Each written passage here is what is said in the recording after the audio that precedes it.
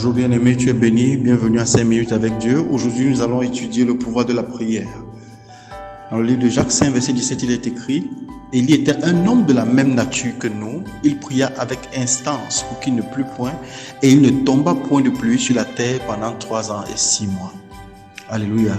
Élie était un homme radical. Élie était un prophète de Dieu qui a décidé par la prière de soumettre les puissances des ténèbres qui contrôlaient sa nation.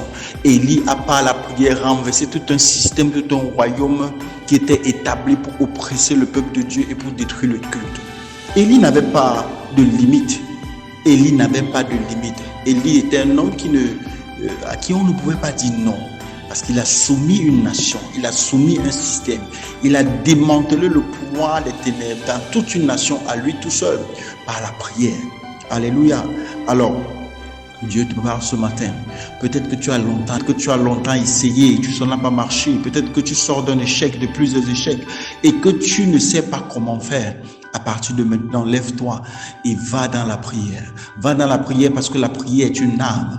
La prière est une force. Et la prière également a la capacité de faire intervenir le surnaturel dans les choses du naturel.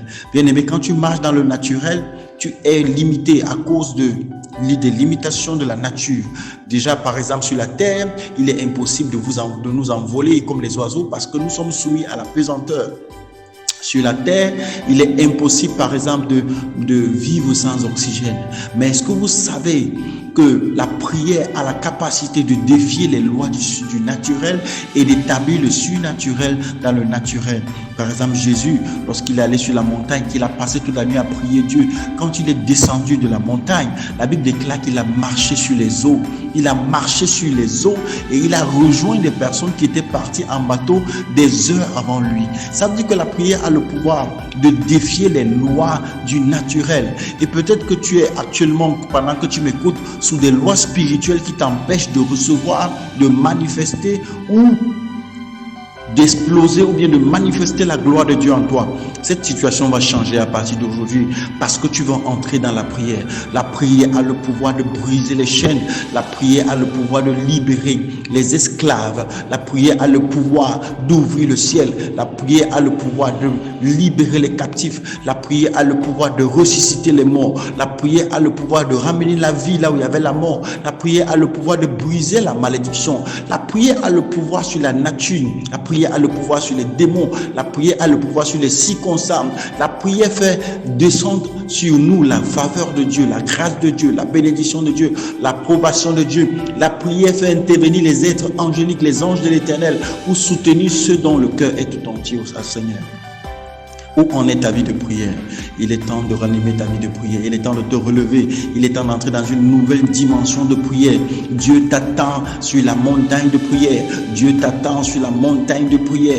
Dieu t'attend sur la montagne de prière. Ce défi, cette montagne, ce Goliath, cette impossibilité qui est devant toi peut être renversée et elle va être renversée si tu t'engages dans les lois spirituelles de la prière et que tu te confies totalement dans la parole de Dieu. Regarde, la prière a une force, c'est que lorsque nous nous asseyons sur la parole de Dieu, lorsque nous nous confions dans la parole de Dieu et que nous engageons nos voix pour prier, la Bible déclare que tout ce que nous demandons, il nous écoute. Non seulement l'Éternel nous écoute, mais il nous exauce. Et également, il a mis le pouvoir dans nos bouches d'amener les choses qui n'existent pas à l'existence.